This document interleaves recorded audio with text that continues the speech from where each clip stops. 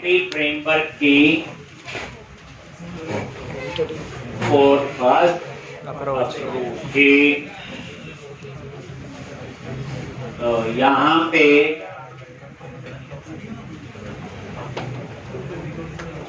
अब आपको code first से डाटाबेस कैसे बनाते हैं पता चल गया होगा।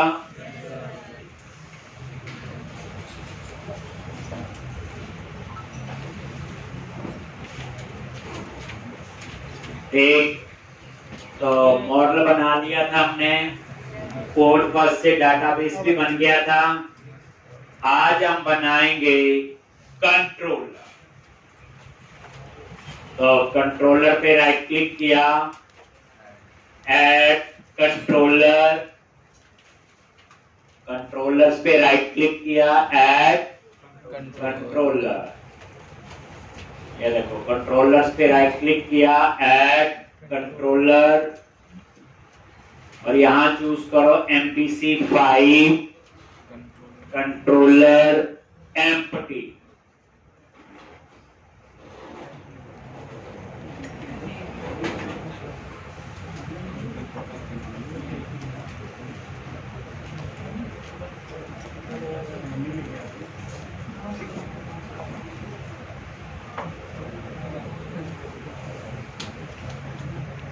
ऐड करो और यहां पे एम्प्लॉय कंट्रोलर,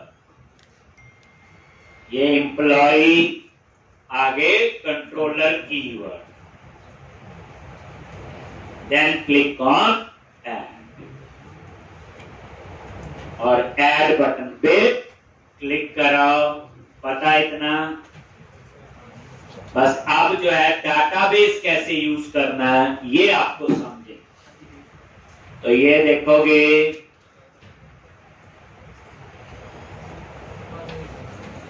यहां पे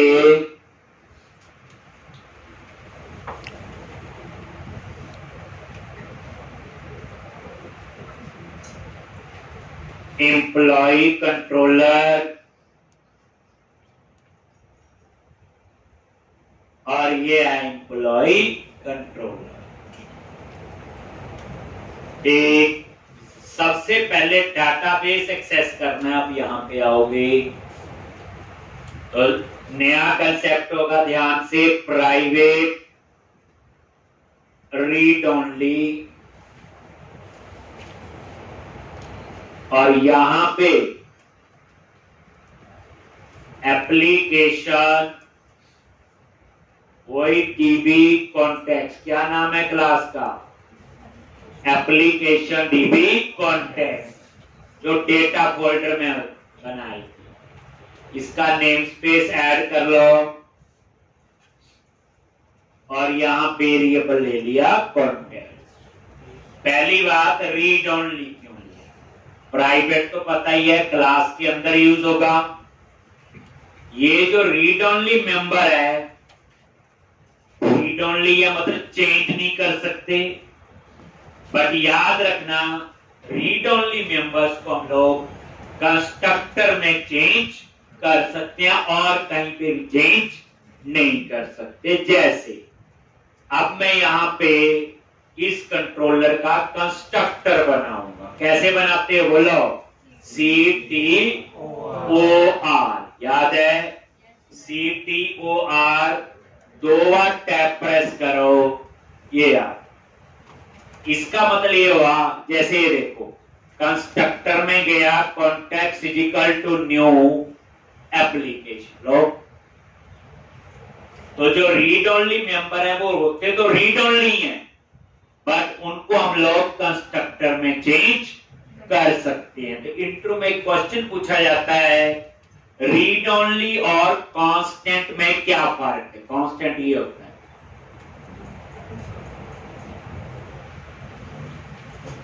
रीड ओनली और कांस्टेंट में क्या फर्क है?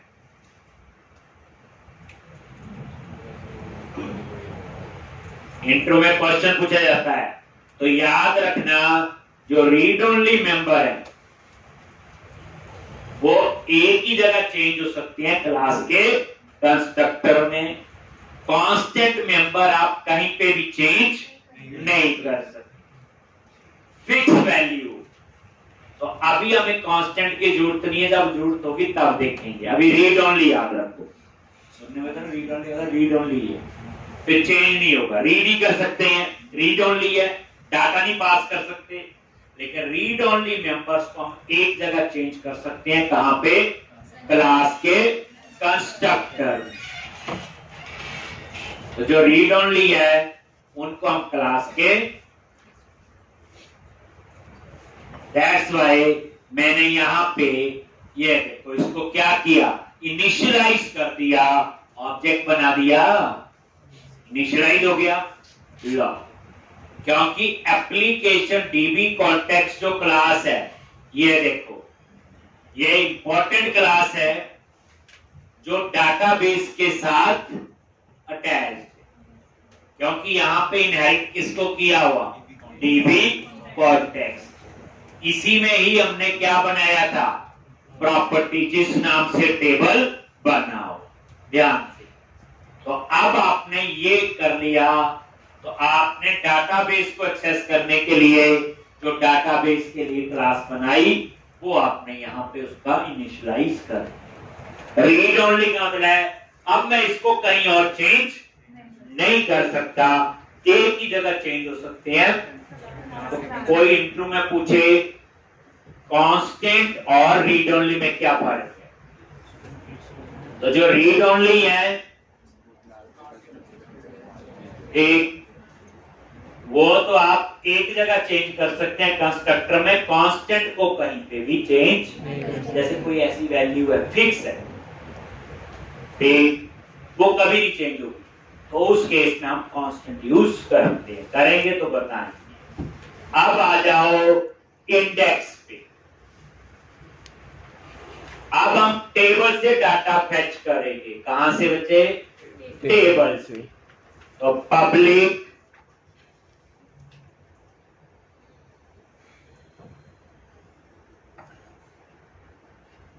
एक्शन रिजल्ट इंडेक्स,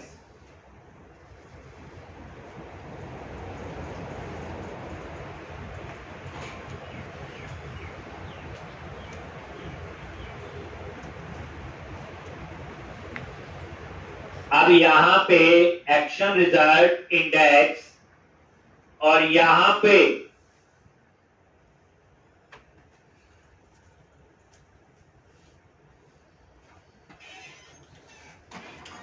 बताइए, बाद में इसका व्यू बनाएंगे, उसका नाम क्या रखेंगे? इंडेक्स। कहानी पता आपको, ठीक। अब डेटाबेस को, तो वेर एक ऐसी डाटा टाइप है जिसमें आप किसी भी टाइप का डेटा स्टोर कर सकते हैं।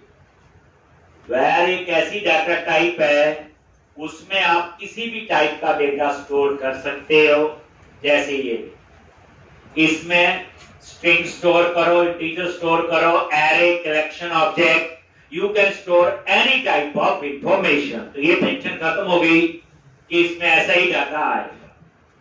अब ये डेटा डाटाबेस से कैसे आएगा, ध्यान से देखो, कॉन्टेक्स्ट डॉट एम्प्लॉइज आ गया और डॉट टू लिस्ट। अगर हम डाटाबेस की लैंग्वेज में बोले तो ये बन गई सिलेक्ट स्टार फ्रॉम एम्प्लॉय।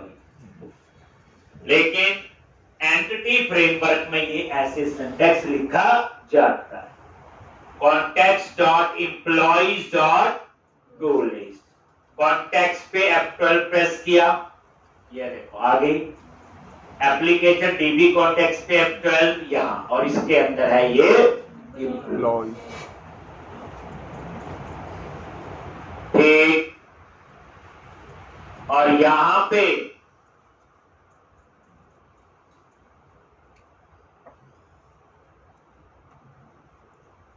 और ये आपका आएगा एम्प्लॉय लिस्ट।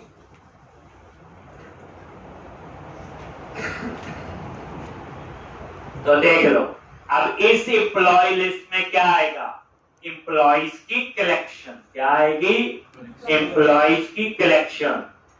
क्यों सोचो, इसमें एक एम्प्लॉय का डाटा थोड़ी होगा, 2 का भी हो सकता है, 10 का भी हो सकता है, 100 का भी हो सकता है। तभी लास्ट में क्या लिखा मैंने, टू लिस्ट। और टू लिस्ट पे माउस लेके जाओ, वहां लिखा आ रहा है लिस्ट किसकी, एम्प्लॉइज की।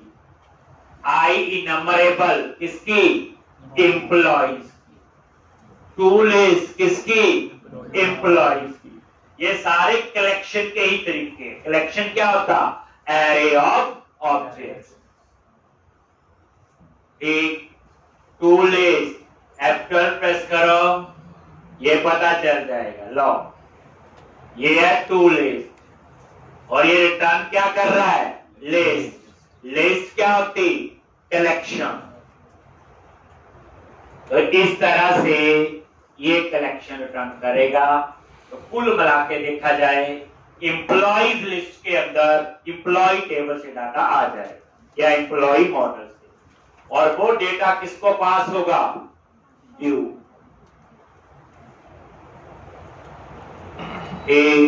तो अब हम लोग क्या करेंगे,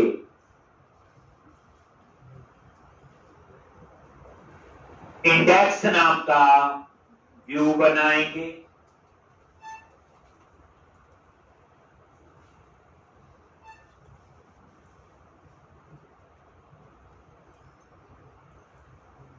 इंडेक्स नाम का क्या बनाएंगे, व्यू।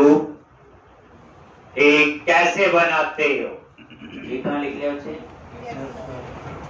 ठीक, डाटाबेस को कैसे एक्सेस कर रहे कंट्रोलर में। तो पहले हमें आया कोड फर्स्ट से डाटाबेस कैसे बनाते हैं, वो तो आ गया। अब कंट्रोलर में कैसे एक्सेस कर रहे, तो एम्प्लॉइज लिस्ट में डाटा आ गया और किसको पास कर दिया, हमने किया था सेम, बस उसमें और इसमें फर्क है। वो स्टैटिक डाटा खुद डाला था, याद है, एम्प्लॉय ऑब्जेक्ट बनाया था। अब व्यू बनाना है तो क्या करोगे, व्यूज फोल्डर पे गए, उसके अंदर कंट्रोलर नाम से फोल्डर बना हुआ और उसका नाम है एम्प्लॉय।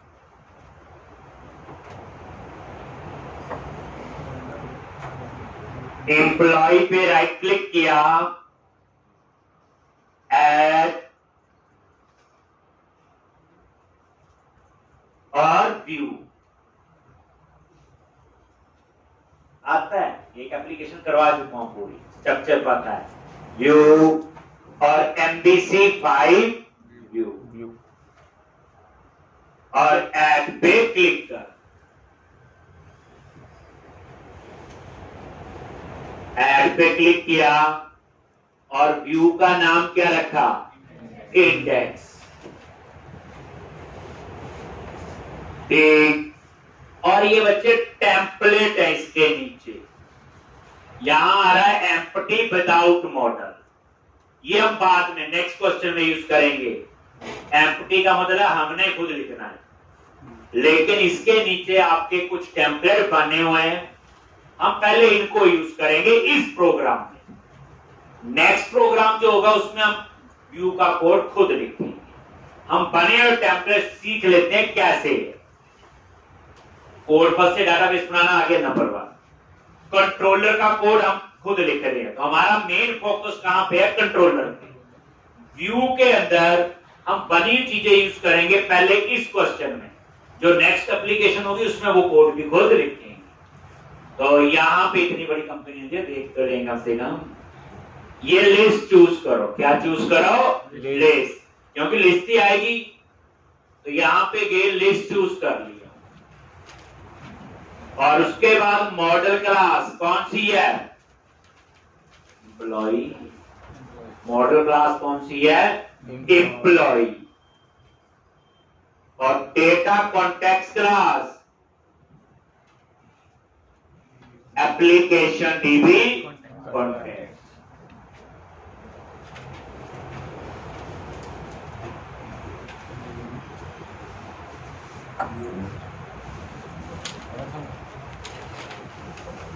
ये आगे एप्लीकेशन डीबी कॉन्टेक्स्ट जो हमने बनाई, ये एम्प्लॉय मॉडल वही एम्प्लॉय क्लास, और ये application DB context. Then click on अभी हम बने हुए टेम्पलेट यूज करेंगे, देन ऐड। इसमें ना कुछ कोड खुद लिख देगा और कुछ नहीं है, वो बाद में बताएंगे उसमें HTML बूटस्ट्रैप वगैरह थोड़ी कहानी लिख दे। लो ये कुछ कोड आ गया, इस कोड को सिर्फ मैं समझाऊंगा, इसलिए घबराना नहीं, ये ना भी समझ आए कम भी आए छोड़। समझना क्या है कंट्रोलर का, समझना क्या है कोड फर्स्ट अप्रोच, ठीक। क्योंकि नेक्स्ट क्वेश्चन में हम ये सारा डिलीट करके खुद लिखेंगे, तो इसलिए अभी आप इस साइड फोकस ज्यादा नहीं। अब आप ये देखो, पहले मैं रन करके इसका एक बार डिजाइन दिखा देता हूं, फिर मैं इस कोड को समझाता हूं। वो डाटा डिस्प्ले किया होगा और क्या किया इसने,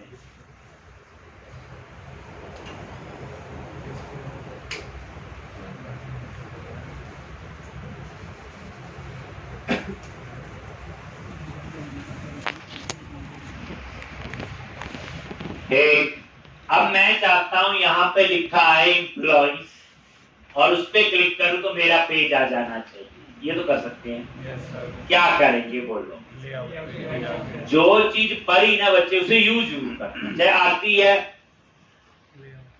तो कहां जाओगे, व्यूज के अंदर शेयर और शेयर के अंदर लेआउट, और ये मास्टर लेआउट है, और इसके अंदर ये यहां पे इसके बाद एक और li tag, @html dot action link, और यहां पे एम्प्लॉय, ये वो टेक्स्ट है जो स्क्रीन पे नजर आएगा, और ये आपका क्या है एक्शन का नेम, और ये क्या है कंट्रोलर का नेम। ये तीन चीजें आपने बता।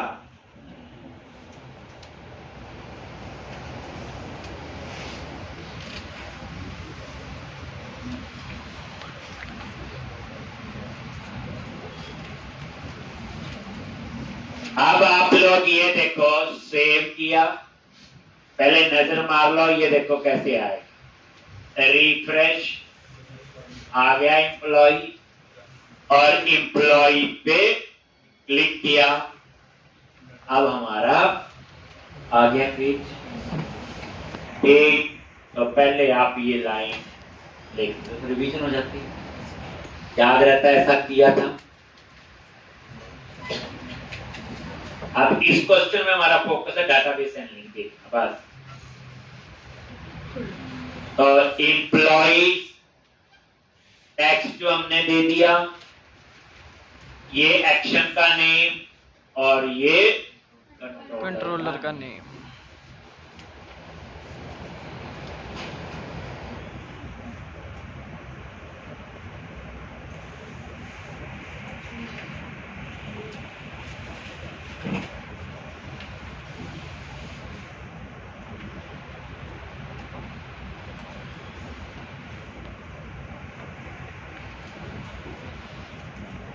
एक अब यहां पे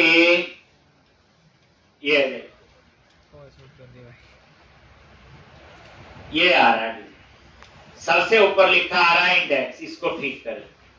यहां मैं लिखूंगा एम्प्लॉइज लिस्ट, तो फिर बूटस्ट्रैप आती है आगे। यहां पे अब इस इंडेक्स पेज पे यार सबसे ऊपर क्या ऐड किया हुआ, मॉडल एम स्मॉल में बताया हुआ। अब हम लोगों ने जो पिछला क्वेश्चन किया था, हम सिर्फ इतना ही लिखते थे, बट इसमें आगे क्या लिखा आ रहा है, आई इनम्बरेबल। आई इनम्बरेबल क्या होती, कलेक्शन। कलेक्शन क्या होती, एरे ऑफ ऑब्जेक्ट्स। तो ये क्या, अब इसको कैसे पता चला यहां आई इनम्बरेबल आएगा कि नहीं, क्वेश्चन ये है यहां से। और ये देखो ये क्या रिटर्न कर रहा है, लिस्ट, और ये टू लिस्ट में नजर मारो, लिस्ट भी है और आई नंबरेबल भी। अगर मैं लिस्ट भी लिख दूंगा तो भी चल जाए। तो इसमें क्या आ गई, कलेक्शन, और ये आपका ऊपर ऐड। कलेक्शन होता एक से ज्यादा रिकॉर्ड। उसके बाद तो ये आई इनमरेबल आ गया। ये व्यू बैग में बाद में पढ़ाऊंगा, इसलिए अभी आप इस पे कंफ्यूज नहीं करेंगे। ये डायनामिक प्रॉपर्टीज बनाने के लिए होता है, तब पढ़ेंगे। यहां देखो H2 लिखा आ रहा है, मैं इसकी जगह टेक्स्ट चेंज कर दिया, क्या, एम्प्लॉइज लिस्ट। थोड़ा सा बूटस्ट्रैप आ गया अब आपको। Class tax hyphen primary text hyphen centre. अभी अपने आप ही, इसके लिए कोई सेपरेट पढ़ने की जरूरत नहीं। ये देखो एम्प्लॉइज लिस्ट, देखो सेंटर में आ गया, प्राइमरी के हिसाब से कलर भी चेंज हो। लॉजिक क्या था इसमें, हम थोड़ा थोड़ा चेंज करेंगे जो हमें आता है।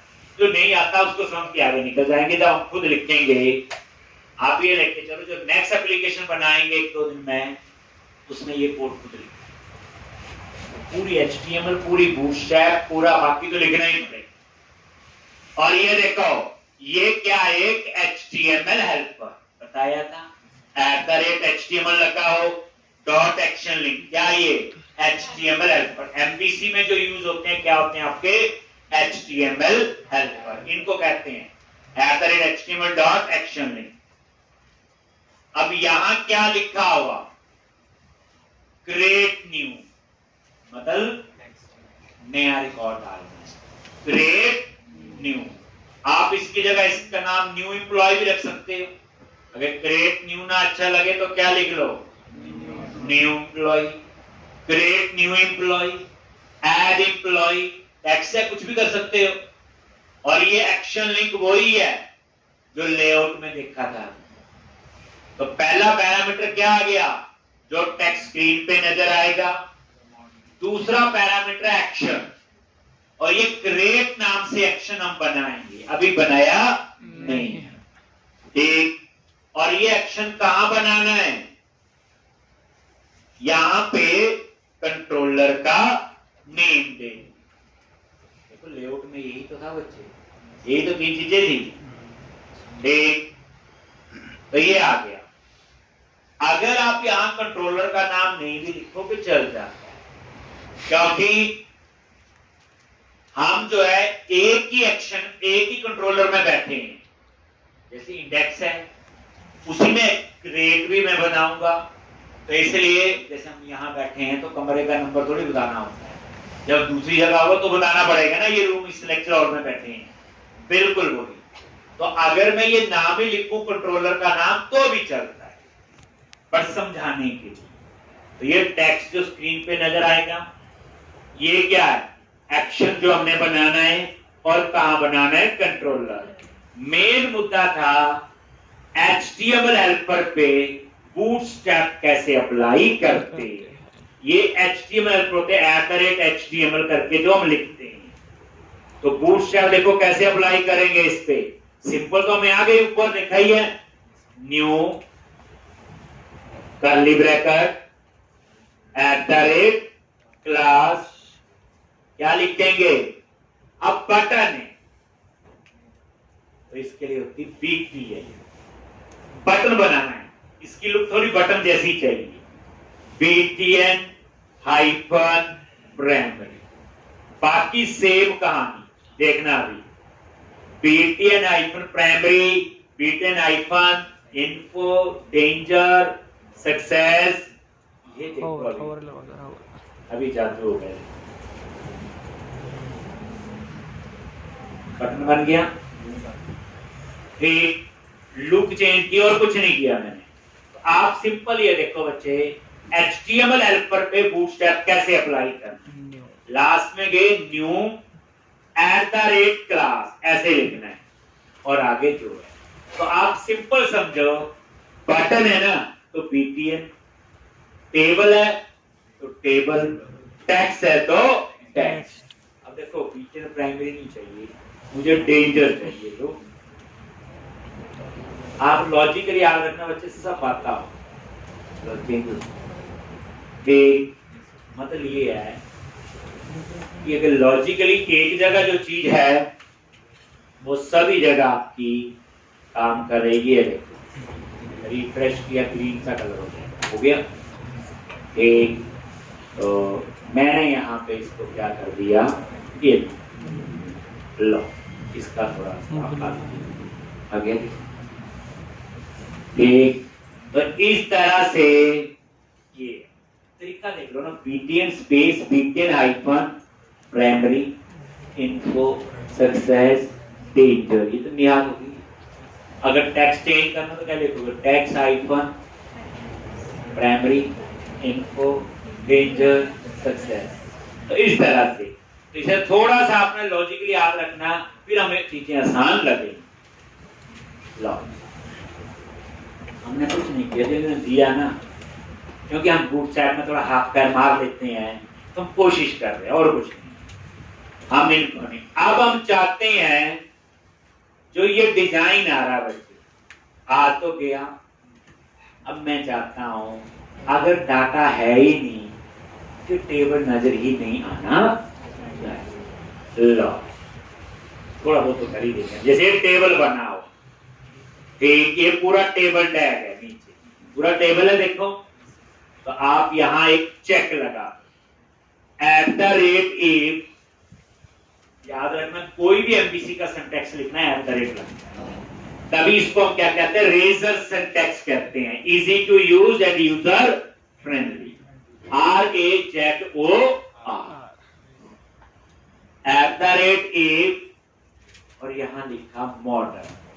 ये मॉडल कीवर्ड है, ये किसके लिए होता है बोलो, जो ये मॉडल ऊपर ऐड हुआ इसको एक्सेस करने के लिए। और ये देखो मॉडल पे माउस लेके जाओ, ये देखो क्या लिखा आ रहा है, आई इनम्बरेबल, देखो अपने आप आ गया। तो किस टाइप का, किसका है, एम्प्लॉय। तो मॉडल डॉट एनी,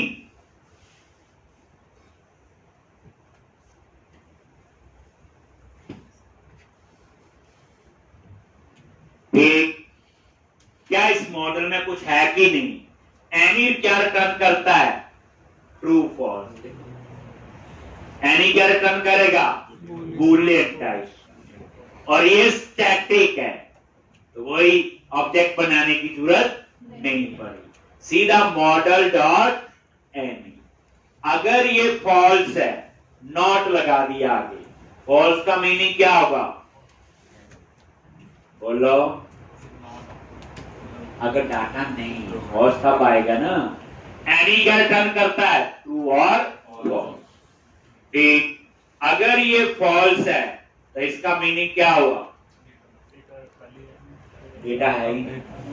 तो यहां पे क्या आ जाए, मैसेज, मैंने लिख दिया नो डेटा फॉर्म, और यहां पे थोड़ी बहुत आदत पड़ चुकी है आपको, लॉजिक, ये डेंजर का, एक पढ़ते पढ़ते सीखना है, अलग से सीखेंगे ना तो भूल जाएंगे जब तो जरूरत पड़ेगी। होता क्या ना, पहले एक कोर्स कर लेते, दूसरा कर लेते, तीसरा, जब काम की बारी आती तो सब भूल चुके होते। इसलिए बेटर होता साथ सीखो, साथ इंप्लीमेंट करो, कभी नहीं भूले। लो एक चीज और है, जैसे मैंने इफ लगाया ना, ब्रैकेट आगे पीछे होगी, ये कोड का फॉर्मेट जो है ये भी अच्छा होना चाहिए। ला इस सारे को क्या किया, सेलेक्ट Ctrl+K+D, फॉर्मेट के लिए होता है, Ctrl+K+D यूज किया करो। कोड की हायरार्की पूरी पता चल जाती है, जैसे कहते हैं कोड को फॉर्मेट किया है, Ctrl+K+D। देखो वो क्या रहा है, ऐसा था ना बच्चा, ब्रैकेट आगे पीछे की, तो मैंने सेलेक्ट किया। अब क्या करो, एल्स में ये वाला कोड उठाओ, कौन सा, ये टेबल कट किया यहां से, और एल्स पार्ट में क्या कर दो, हम लिख तो रहे, थोड़ा सा ठीक कर रहे हैं। ला, ये पूरा टेबल समझाऊंगा अभी टेबल। ला, अब आप इसकी आउटपुट पे नजर मारो, ये देखो, रिफ्रेश करो, नो डेटा फॉर्म। ठीक, अब नीचे जब टेबल में डाटा होगा तो फिर डेटा आना चाहिए। तो इन्होंने क्या बनाया हुआ, टेबल। तो हम तो इनसे टेबल में अच्छी क्लास अप्लाई करते हैं लोग। क्या लिखा था, table icon border, table icon stripe, table icon, एक कुछ भी ऐसे लिखो। ये मुझे आदत पड़ी है, आप कोई और यूज कर लो। उसके बाद इन्होंने सीधी हेडिंग रो बनाई है, टीएच बनाई है ना, टीआर।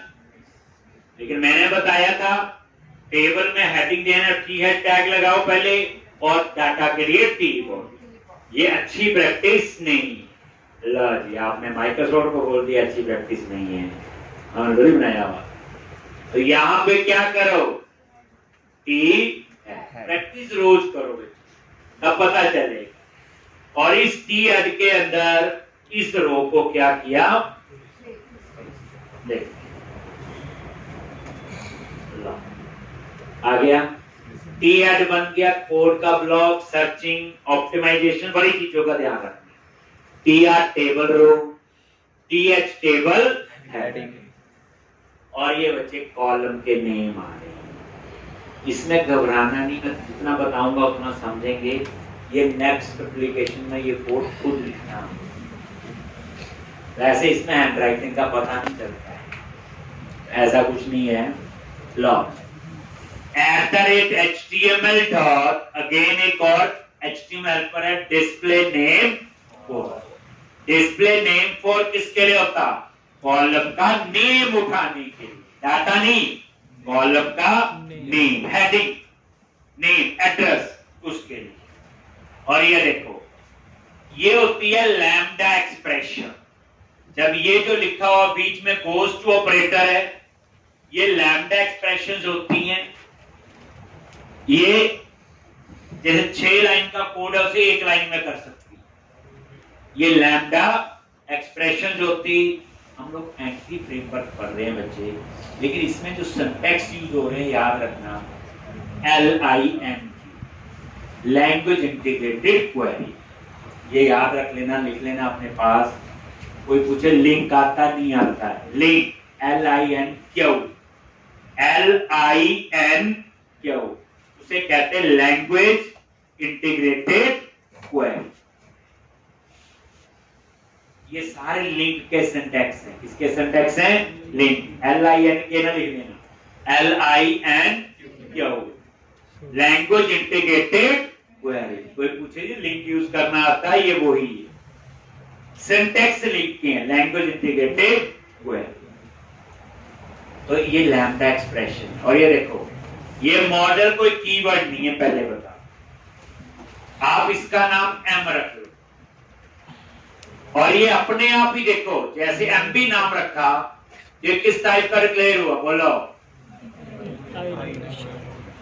और I इन नंबर, यानी जो मॉडल आपका ऊपर ऐड, याद रखो। और बताया था एक व्यू में एक मॉडल एक बार ही ऐड हो सकता है, एक से ज्यादा बार नहीं। अब ध्यान से समझेंगे। तो ये वेरिएबल किस टाइप का हुआ, एम्प्लॉय का। इसको कैसे पता चला, display name for.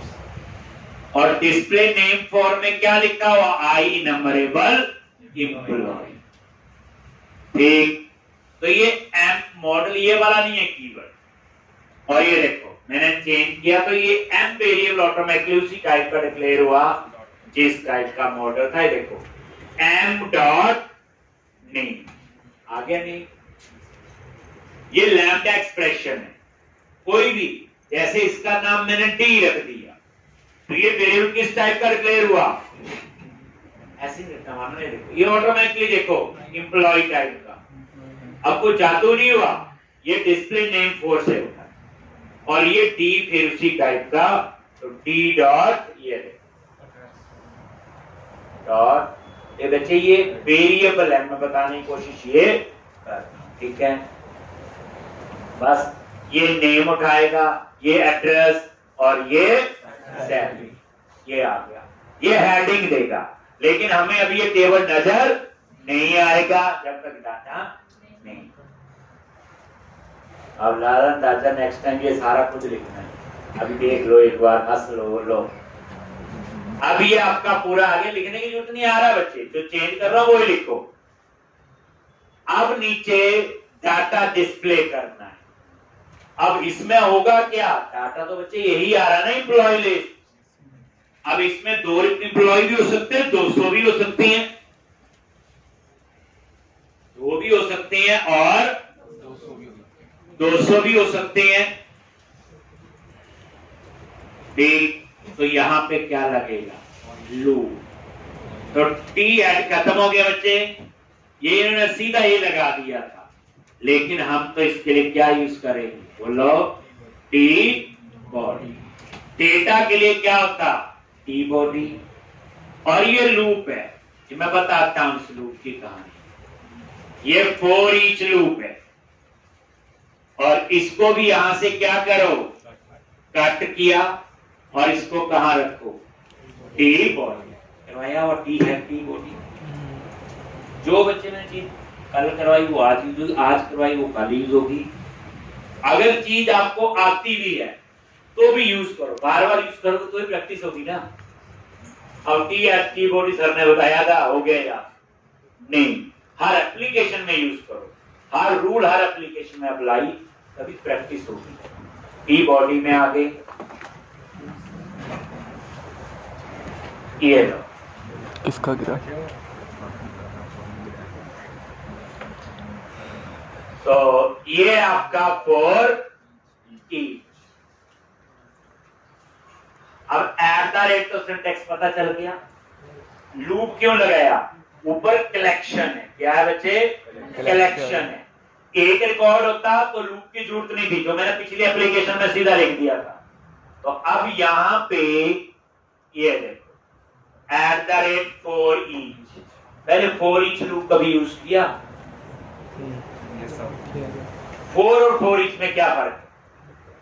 For loop में क्या होता है, हमें पहले से पता होता है कि कितने नंबर पे आइटरेट करना है हमें, बट फॉर ईच में क्या होता है, जितना भी वो होगा वो डायनामिकली चेक कर लेगा उसे। और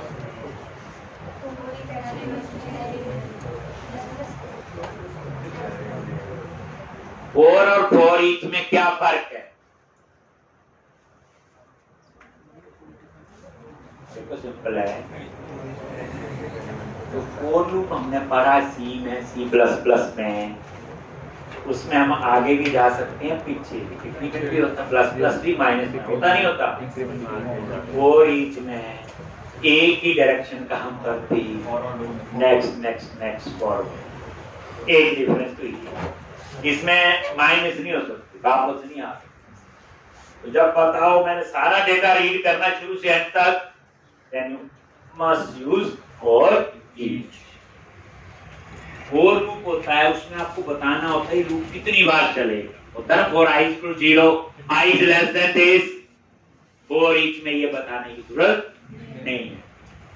जैसे मैं सिंपल लेमैन की तरह बताऊं कि आपको बोला जाए इस ग्राउंड के ना 10 चक्कर लगाने हैं, वो फॉर लूप है। और आपको ये बोला जाए आप चक्कर लगाते रहो जब तक बेहोश नहीं हुए, तो वो क्या हो गया, फॉर ईच। पता नहीं, कोई 2 चक्कर बाद भी बेहोश होता है, कोई 200 के बाद भी होगा।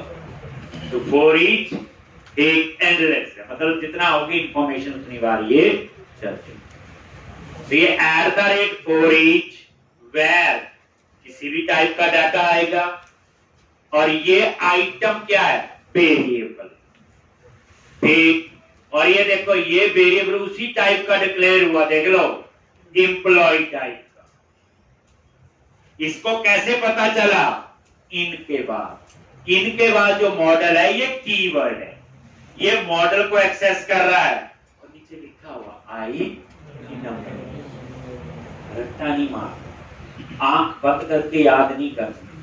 ये माउस दिया हुआ ऊपर गए, देखो लिखा नहीं आई नंबरेबल लिखा है, चीज को समझना। इसका मतलब क्या हुआ, मॉडल में क्या है, एरे है। किसका एरे है, एम्प्लॉय क्लास का। तो एम्प्लॉय क्लास क्या बनाएगी, ऑब्जेक्ट्स। तो ये किसका एरे है, एम्प्लॉय के ऑब्जेक्ट्स का, जिसको हम क्या कहते हैं, कलेक्शन। पूरी बात समझ के तो ये लूप चलेगा। और ये देखो tr ये उतनी ही रो बनाएगा।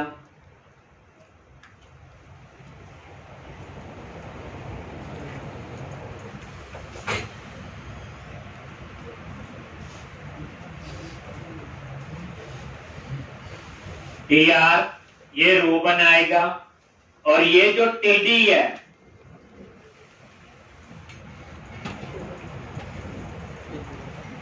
एक कॉलम का डेटा। तो डिस्प्ले 4 होता है, याद रखना, डेटा के लिए। जो ऊपर पड़ा that is display name 4। Display name 4 से कॉलम का हेडिंग आएगा और डिस्प्ले 4 से कॉलम का डेटा। जैसे ये देखो डिस्प्ले 4, अगेन मॉडल आइटम, ये देखो किस टाइप का, मॉडल टाइप का, वही लैम्डा एक्सप्रेशन। और यहां पे याद रखना ये वाली आइटम लिखनी पड़ेगी, क्योंकि डाटा इसमें आ रहा है। एक एक एम्प्लॉय का डाटा आएगा ना, मान लो 15 एम्प्लॉय है, तो ये लूप 15 बार चलेगा मॉडल से। और ये मॉडल किसका है, एम्प्लॉय क्लास का, ऑब्जेक्ट का एरे है। तो एक एक एम्प्लॉय का डाटा इसमें आएगा। दैट्स व्हाई ये भी किस टाइप का, देख लो, एम्प्लॉय। तभी आप लिख पाए आइटम डॉट नेम एड्रेस और सेल। ठीक, तो ये डिस्प्ले नेम 4, ये वाला नाम आप कुछ भी दे सकते। अब उसके बाद यहां पे ये 3 बटन लगे होंगे, एक एडिट का, एक डिटेल का और एक डिलीट का। ये वही HTML पर, ये बच्चे HTML पर ही है सारे। @HTML लिखा, उसके बाद जो भी है दैट इज HTML हेल्प। और ये देखो एक्शन लिंक किसका है, एडिट, वही फाइंड वाला। एडिट का मतलब फाइंड वाला कोड जो करते थे। और ये एक्शन का नेम है एडिट। अब किस एम्प्लॉय का डेटा देखना है, ये इसमें पैरामीटर ऐसे पास होता है, न्यू, ये आईडी पैरामीटर का नेम, और इसमें आइटम डॉट आईडी में आ जाएगा आपका एम्प नंबर। इसी तरह से ये डिटेल का, ये भी फाइंड का, डिटेल देखनी है, ये भी फाइंड का कोड है। डिटेल्स ये एक्शन का नेम और ये आईडी। किस एम्प्लॉय की डिटेल देखनी है, आईडी में क्या आएगा, एम्प नंबर, लिखा नहीं item dot ID, item dot ID. और डिलीट, और ये जो डिलीट है आपका, ये डिलीट करने के लिए हो गया। किस एम्प्लॉय का डेटा डिलीट करना है, आईडी हमने बताना है। तो जब यूज करेंगे तब समझाएगा। एक चीज कर लो आप, बूटस्ट्रैप अप्लाई कर, जब ये नजर आए, ये कॉमा दो, अपने आप आ रहा है ऑब्जेक्ट HTML लो। क्या लिखते हैं अभी बताया, new curly bracket class BPN hyphen success. आगे इसी तरह नीचे पे भी आ जाओ, डिटेल पे न्यू क्या लिखेंगे, न्यू कर्ली ब्रैकेट क्लास। इसमें तो कोई लॉजिक नहीं, आप गुस्सा हो जाएंगे, हमें नहीं समझ आ रहा है, बेइज्जती है। और नहीं है कलर ही भेजनी होगी, बटन देखने में कुछ और लगेंगे और क्या। न्यू, और यहाँ पे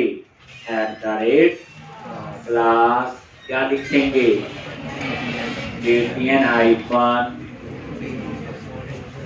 टिंग।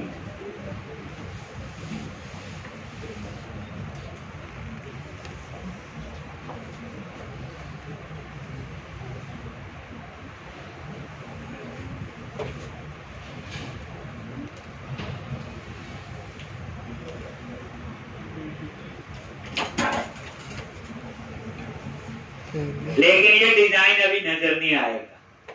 ये कब आएगा? जब डाटा होगा। चलो हमने लिख दिया, हमने अपनी बोर्ड का मदद कर। ठीक, चले आगे। इसमें कुछ अगर मैं बोलूँ ना ये ना भी समझाएगा छोड़, पर कंट्रोलर समझाना चाहिए। अब हम आगे क्या करेंगे? क्रिएट का सेव के लिए तो मैंने ऊपर एक बटन बनाया था क्रिएट, तो क्रिएट नाम से मैं क्या बनाऊंगा? एक्शन। क्रिएट नाम से क्या बनाएंगे? एक्शन। और वहां फिर हम एक व्यू बनाएंगे जिसमें टेक्स्ट बॉक्स लगे होंगे, नेम, एड्रेस, सैलरी और सेव का बटन हो। ठीक, तो ये आपका बन गया बच्चे पूरा। ये टी बॉडी क्लोज हो गया और ये ठीक, तो इस तरह से ये पूरा हो। तो इसलिए लास्ट में मैंने वैसे स्टेप अप्लाई कर दिया, अदरवाइज कोई ऐसा नहीं। अब मैं क्या चाहता हूं, देखो मैं चाहता हूं इस न्यू एम्प्लॉय पे क्लिक करूं तो कहां जाएगा? बोलो, क्रिएट। तो ये क्रिएट का एक्शन तो अभी बनाया नहीं, हम बात कर रहे हैं ये। जैसे न्यू एम्प्लॉय पे क्लिक करो तो कहां जाएगा? कंट्रोलर में आओ और यहां पे अब हम अपना एक और एक्शन रिजल्ट क्रिएट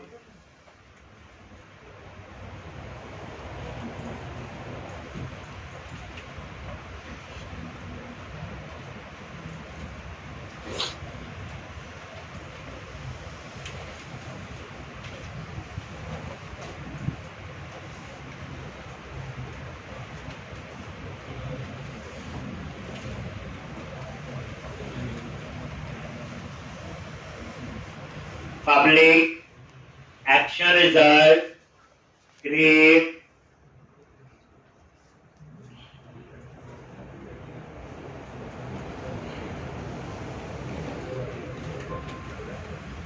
एक, और यहां पे रिटर्न व्यू, यही होता था। ठीक, इसमें तो सिंपल डाटा थोड़ी आएगा, खाली टेक्स्ट बॉक्स ही लगने। ये क्रिएट ही नाम रखना बच्चे, जो नेम यहां दिया हो, ये एक्शन का नेम, और ये मैंने यहां लिख दिया। अब मैं एक व्यू बनाऊंगा और उसका नाम क्या रखूंगा? बोलो, क्रिएट। तो अब आप एक व्यू बनाओ क्रिएट, और उसमें नेम के लिए टेक्स्ट बॉक्स, एड्रेस के लिए सैलरी, आईडी तो ऑटो जनरेट है, आईडी तो हम एंटर नहीं करेंगे। ठीक, तो अब यहां पे कहां जाओगे? व्यूज के अंदर एम्प्लॉय फोल्डर।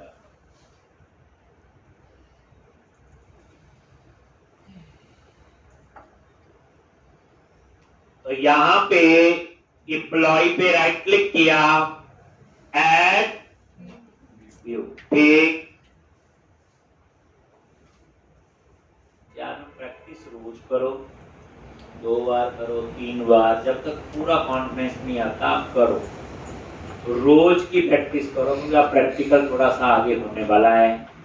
और ये ऐसा नहीं है कि एक स्क्रीन है उसी पे कोड लिखना है, यहाँ ये भी इंपॉर्टेंट है कहाँ कोड लिखना है। तो इसलिए प्रॉपर बच्चे अब प्रैक्टिस चाहिए। MVC 5 व्यू, और ये नेम दे दिया क्या? क्रिएट। और इस बार हम प्री डिफाइंड टेम्पलेट कौन सा? क्रिएट, ये चूज कर। बना हुआ तो आप नोटिस करो, जो बना हुआ है नेक्स्ट में खुद बनाना है। नेक्स्ट मतलब नेक्स्ट प्रोग्राम, नेक्स्ट प्रोग्राम मतलब एक आध दिन बाद, अगले बड़े दिनों बाद टाइम मिलेगा। क्रिएट, अब ये किस मॉडल के साथ यूज होगा? एम्प्लॉय। सर अगर हम ये मॉडल नहीं क्रिएट करेंगे उसके बावजूद भी ये डिस्प्ले करेगा ब्राउजर में पेज पे, बिना मॉडल क्रिएट किए सर ये ASP.NET का ब्राउजर में पेज डिस्प्ले करेगा सर? मॉडल बिना, अगर हम मॉडल नहीं क्रिएट करते हैं तो ना करो तो भी पेज तो बन ही जाएगा, वो डाटा नहीं आएगा। अगर मॉडल नहीं भी बनाओगे तो सिंपल व्यू बना के हम यूज कर सकते हैं। एक्शन तो बनाना पड़ेगा, काम करेगा। देन क्लिक ऑन ऐड, ये लो आगे। यहाँ पे पहले एक बार रन करके डिजाइन देखते हैं, फिर आपको बताते हैं क्या कर रहा है। अब जैसे आप न्यू, ये देखो एम्प्लॉय पे क्लिक किया,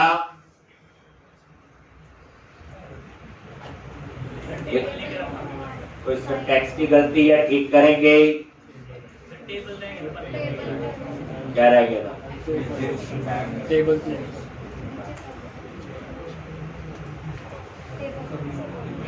क्या angular bracket sir, closing bracket. कैसे डिलीट हो गई?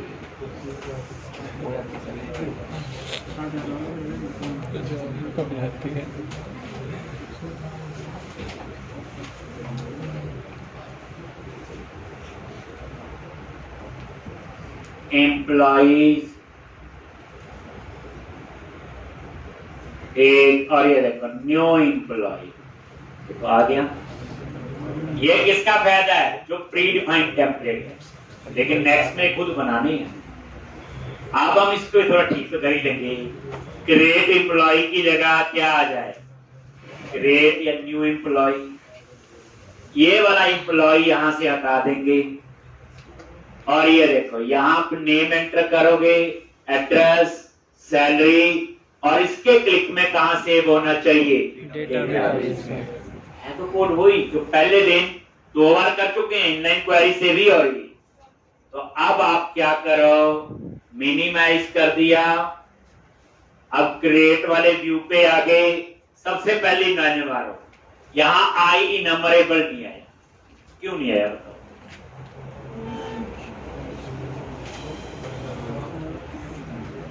सिंपल बात समझो, सेव, अपडेट और डिलीट ये हमेशा एक ही रिकॉर्ड और एक ही टेबल पे काम करना है। आपने सीक्वल की इंसर्ट क्वेरी पढ़ी? इंसर्ट टेबल में एक ही टेबल है, 2 लिखेंगे। इंसर्ट टेबल कॉमा कॉमा देके एक टेबल में सेव होता है, एक में अपडेट, एक में डिलीट। तो यहाँ पे हमें आई नंबरेबल की जरूरत नहीं है, सिंपल एम्प्लॉय मॉडल है। व्यू बैक बाद की बात है, हम यहाँ पे चेंज कर दिया क्रिएट एम्प्लॉय।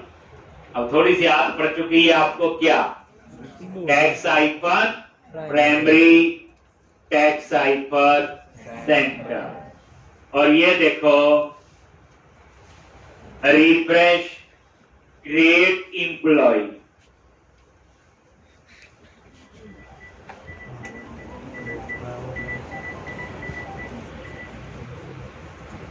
क्रिएट एम्प्लॉय, और ये वाला जो है एम्प्लॉय यहां से हटा दो। ठीक, तो ये देखो H2 हेडिंग बताया हुआ। अब आप नीचे आ, यहां पे जब कोड ज्यादा है, जितना पता चलेगा करना है, बाकी खुद लिखेंगे तो करना ही पड़ेगा। @ यूजिंग जो होता है किसके लिए होता है? डिस्पोजेबल ऑब्जेक्ट्स बनाने के लिए। इसका मतलब है कि @ यूजिंग में आप जो भी चीज यूज करोगे उसको खुद ऑब्जेक्ट बनाएगा और खुद ही डिस्ट्रॉय कर देगा। That is called disposable objects. ये बड़ा अच्छा है। @ यूजिंग जो है, @ तो ठीक है रेजर का सिंटैक्स है, और जो यूजिंग है वो डिस्पोजेबल ऑब्जेक्ट्स बनाएगा। इन जो चीज बनाएगा, यूज करेगा, डिस्ट्रॉय कर। HTML.begin फॉर्म, याद रखो HTML में एक फॉर्म टैग होता है, सुना होगा आपने, हम उसी की बात कर रहे हैं। ये इसका सिंटैक्स है। फॉर्म टैग क्या होता है? फॉर्म टैग एक ब्लॉक है, कितनी इंफॉर्मेशन हमने सर्वर पे लेके जानी है। एक HTML.begin फॉर्म, और begin फॉर्म जो है ये क्या आपका एक फॉर्म है, जैसे पेज है, बड़ा कुछ उस पेज पे होता है, कितनी चीज सर्वर पे लेके जानी, जैसे मुझे सर्वर पे लेके जाना नेम, एड्रेस और सैलरी, तो जितनी चीजें ये फॉर्म टैग के अंदर होंगी वही हम सर्वर पे भेजेंगे। ठीक, ये नहीं भेजेंगे, ये नहीं भेजेंगे, मतलब कहने का ये है। तो हम उसके लिए क्या लगाते हैं, फॉर्म टैग। क्या होता है बच्चे, एक ब्लॉक है कि कितनी इंफॉर्मेशन हमने सर्वर पे लेके जानी। तो यहाँ पे ये फॉर्म टैग शुरू हुआ डॉट बिगिन फॉर्म, और इसकी करली ब्रैकेट ये शुरू है यहाँ पे, और ये बिल्कुल लास्ट में जाके यहाँ पे ये क्लोज। ठीक, अब इस फॉर्म के अंदर जितनी भी इंफॉर्मेशन आप लिखोगे वो सर्वर पे जाएगी। ठीक है जी। जैसे अब ये एंटी फ्रोजन टोकन तो सिक्योरिटी के लिए है, जैसे कोई हैक ना कर सके, ये रेखा रहने दो, इसमें कोई आपने छेड़ना नहीं। उसके बाद ये एम्प्लॉय H4 लिखा आ रहा ना, ये देखो यहाँ पे, इसकी जरूरत नहीं है, तो क्या करो, इसको हटा लो। जैसे हटाया, रिफ्रेश किया, हट गया। उसके बाद ये देखो इन्होंने क्या किया, ये आपकी क्या है, वैलिडेशन समरी है। ये किसके लिए होता है, वैलिडेशन के मैसेज के लिए। ज्यादा नहीं, पूरा 2 दिन लगने हैं वैलिडेशन पढ़ाने में, तब पढ़ेंगे डिटेल में, पर सिंपल समझ लो। जैसे आप लोग कभी याहू में देखो, गलत डेटा डालते हैं, सबमिट पे क्लिक करते हैं, जहां वो सारे मैसेज इकट्ठे आ रहे होते हैं, उसको हम क्या कहते हैं, वैलिडेशन समरी। उसको क्या कहते हैं हम लोग, वैलिडेशन समरी।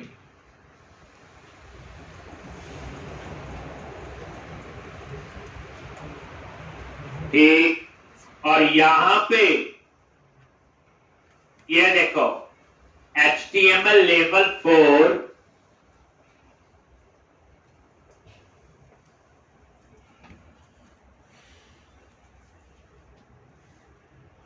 एक, और ये नहीं क्लास फॉर्म ग्रुप अभी छोड़ दो, ये बात की बात है। आप सिंपल देखो लेवल 4 से क्या आएगा, ये हेडिंग आएगा, नेम जो लिखा है, @html.level4 एक एट्रीब्यूट है। और ये देखो ये मॉडल आपका वेरिएबल हो गया, लैम्डा एक्सप्रेशन, और इस पे माउस लेके जाओ, अपने आप ही किस टाइप का हुआ, एम्प्लॉय। तो ये मॉडल डॉट नेम। इसके आगे इन्होंने बूटस्ट्रैप अप्लाई किया है, वो हम बाद में देखेंगे क्या है कहानी, खुद लिखेंगे तब हम लोग अपने हिसाब से मैनेज करेंगे। तो ये क्या करेगा, लेवल 4 क्या करता है, कॉलम का नेम, जैसे डिस्प्ले नेम 4 था उसमें, तो ये नेम आ जाएगा। उसके बाद एडिटर 4 होता है टेक्स्ट बॉक्स लगाने के लिए, किसके लिए होता है, टेक्स्ट बॉक्स। ये देखो ये वाला एक, तो क्या लिखा हुआ, @HTML.editor4 किसका है, ये नेम, ये वही लैम्डा एक्सप्रेशन है। उसके बाद है वैलिडेशन मैसेज 4, जैसे कई बार क्या होता, सारे मैसेज ऊपर इकट्ठे आए, दैट इज वैलिडेशन समरी। नहीं, मैं चाहता हूं जहां गलत लिखा मैसेज उसी के नीचे वो आना चाहिए, तो क्या करोगे, वैलिडेशन मैसेज 4, एक वैलिडेशन मैसेज 4,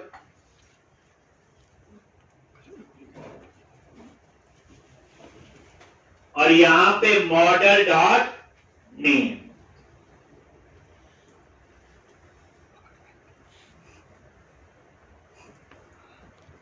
एक ये नेम का वैलिडेशन मैसेज आएगा।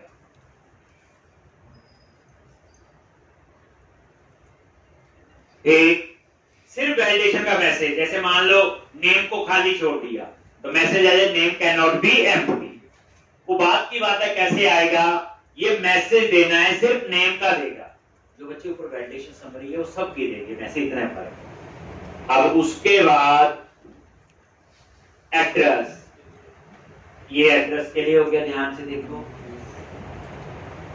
ये एड्रेस के लिए हो गया टेक्स्ट बॉक्स। ये लेबल 4 किसके लिए हो गया, कॉलम के नेम के लिए। वैलिडेशन मैसेज 4 किसके लिए हो गया, एड्रेस का वैलिडेशन का मैसेज डिस्प्ले करवाने के लिए। ऐसे ही आप आ जाओ सैलरी, ये सैलरी का हेडिंग आ गया, ये सैलरी का टेक्स्ट बॉक्स आ गया और ये वैलिडेशन मैसेज वो। और उसके बाद नीचे आ जाओ, ये है वो सबमिट का बटन। जैसे हम बटन लगाते थे जिसके क्लिक में सारी इंफॉर्मेशन सर्वर पे जाएगी, that is input type submit. हम बात कर रहे हैं इस मैसेज इसकी। अब मैं जो इंफॉर्मेशन यहां भरूं, यहां भरूं और यहां, इसके क्लिक में सारी इंफॉर्मेशन कहां सेव होनी चाहिए? डेटाबेस में। लेकिन ये उतनी इंफॉर्मेशन सर्वर पे लेके जाएगा जितनी इस फॉर्म के अंदर है। अब ये बिगिन फॉर्म कहां खत्म हो चुका है? ये देखो, ये कर्ली ब्रैकेट क्लोज है और इसकी शुरू कहां हुई थी? ये यहां। मतलब ये है कि जितनी भी इंफॉर्मेशन इस बिगिन फॉर्म के अंदर है उसको ही सबमिट करेगा। अब इस बिगिन फॉर्म में आईडी नहीं है तो आईडी नहीं लेके जाएगा सर्वर। क्या लेके जाएगा? नेम, एड्रेस और सैलरी। एक तो फॉर्म क्या हुआ? एक ब्लॉक हुआ। भाई कितनी इंफॉर्मेशन सर्वर पे लेके जानी है, ये उसके लिए सबमिट का बटन है। हाँ यही है ना। एक काम कर लेते हैं, ये देखो डिफॉल्ट है ना, हमें आदत पड़ चुकी है। लो हम सक्सेस कर लेते हैं, रिफ्रेश करो, ये ऐसे आ, ठीक है। तो कल हम लोग इसका कोड लिखेंगे डाटाबेस में कैसे सेव करना है। अब यहाँ एस्क्रो कनेक्शन, एस्क्रो कमांड की जरूरत नहीं है। यहाँ हम किसके सिंटैक्स यूज करेंगे? Link, LINQ, entity framework. ठीक, तो इंटरेस्टिंग है। फिर मैं लास्ट में आपको कह रहा हूँ ये व्यू वाला साइड छोड़ दो आप। ये आने वाले 2 दिन में हम ये सारा खुद लिखेंगे, तो फिर तो लिखना पड़ेगा, फिर नहीं छोड़ना। अभी आप मेन फोकस रखो मॉडल और ये इतना करके आओगे, कल हम इसी में ही आगे